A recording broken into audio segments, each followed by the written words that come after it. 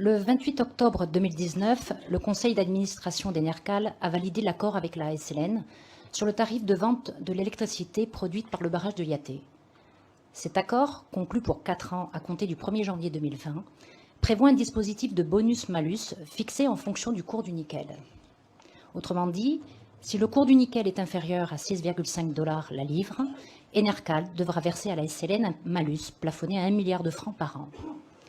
Lors de sa conférence de presse du 29 octobre 2019, le gouvernement s'est engagé à ne pas augmenter les tarifs publics des Calédoniens.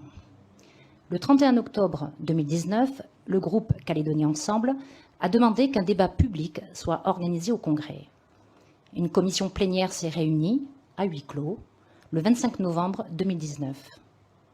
À cette occasion, nous avons appris qu'un protocole devait être signé avant le 31 décembre 2019 entre Enercal et la SLN.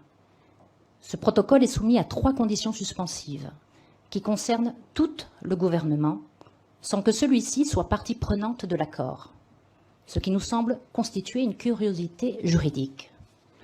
Ma question s'adresse donc à M. Christopher Gigez, membre du gouvernement en charge notamment de l'énergie.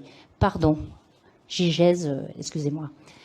Où en est-on de la réalisation des conditions suspensives ? Qu'en est-il du versement par la Nouvelle-Calédonie de la composante de stabilisation due à Enercal ? Qu'en est-il de la neutralisation fiscale des effets du protocole pour Enercal ? Qu'en est-il de l'engagement de la SLN sur l'achat du productible de la future centrale ?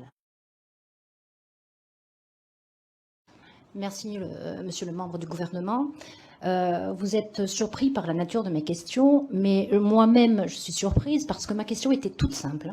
Je voulais juste savoir si les conditions suspensives ont été levées ou pas. Vous avez noyé un peu le poisson en reprochant certaines choses à Calédonie Ensemble, mais moi, ma question elle était simple. Est-ce que les conditions suspensives ont été levées ? La réponse, visiblement, c'est non.